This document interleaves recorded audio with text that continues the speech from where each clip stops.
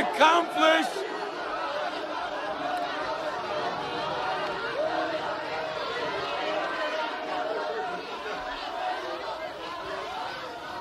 It is accomplished.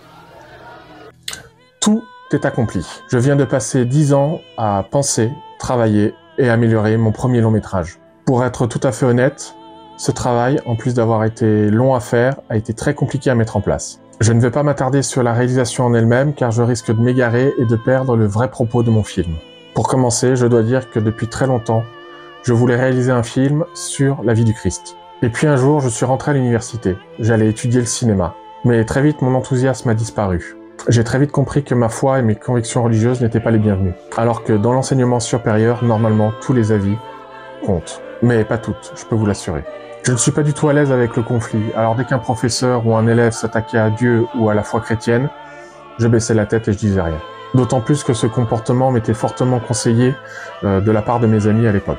Alors je restais discret, mais pas tout le temps. À plusieurs reprises, j'ai tenté de réaliser des courts-métrages en me basant sur ma foi chrétienne.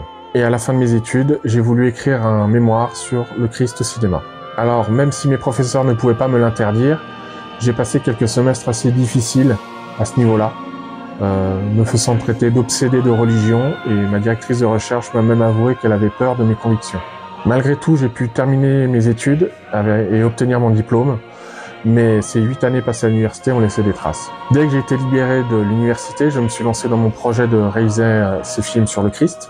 Je me suis donc lancé dans l'écriture de ce qui devait être une trilogie sur la vie de Jésus. Ayant passé 8 ans de ma vie à cacher ou de mettre de côté ma foi, je me suis lancé dans un film chrétien qui ne devait absolument pas assumer son christianisme. Le mot d'ordre, c'était que surtout personne ne se rend compte qu'on parle du Messie. Donc plus le temps passait et plus le message du Christ disparaissait au profit d'une idée nihiliste. J'étais tellement noyé par le péché et le rejet de ma foi qu'il me paraissait normal, à un certain moment, d'effacer le message de la bonne nouvelle du Christ. Malgré tout, le film s'est fait, comme je l'ai dit au début, de façon très difficile, et le résultat en était que j'avais effectivement un film, mais qui ne ressemblait à pas grand-chose. En tout cas, il était très difficile à voir. Donc il s'agissait d'un film chrétien qui ne s'assumait pas et qui se terminait par le suicide du personnage car il refusait la rédemption. En attendant la fin de la post-production de mon premier long-métrage, j'ai pu réaliser 2 autres films sur le même thème. L'ennui, c'est que les 3 films terminaient de la même manière.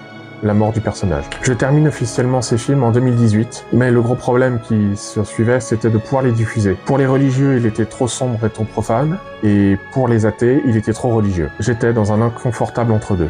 Ce qui fait qu'avec le temps, je ne voulais absolument plus entendre parler de ces films. Mais j'ai changé. J'ai quitté Lyon, je suis allé m'installer à la campagne, et j'ai pu renouer des liens avec ma foi chrétienne et avec le Christ. J'ai mis du temps à me débarrasser de ce que j'avais pu connaître à Lyon. En retournant vers ma foi chrétienne, j'ai vécu ce retour vers le Christ comme une thérapie. C'est grâce à ça que je me suis rendu compte que lorsque j'étais étudiant, je nageais dans le péché sans savoir que c'était mal. Et que j'avais fait un film qui était une ode à la mort alors qu'il fallait faire une prière à la vie. C'est en retravaillant ces films que je me suis rendu compte que les personnages que j'avais créés étaient en fait que mes alter-ego. J'ai donc repris ces 3 films pour en faire qu'un, et pour changer le message. Mais ce qui est important avant tout, c'est que cette fois, ces films assument complètement ce qu'ils sont. Ce sont des films chrétiens. Ce que j'ai voulu faire en retravaillant ces films, c'est de faire un constat sur la société. Notre société cherche à tuer Dieu et à tuer l'espoir qui porte en lui. Mais ce qui est important, c'est que qui que l'on soit ou quoi qu'on ait fait, il y a une chose de sûre, c'est que Dieu nous aime. Tout ça pour vous dire que je vous invite à voir ce film et à le partager autour de vous. Ce film est à l'image de ma vie et à celle de beaucoup d'autres. C'est l'histoire du passage des ténèbres vers la lumière. Le chemin n'est pas facile, mais il est là et il vaut le coup. Merci de m'avoir écouté et que Dieu vous bénisse.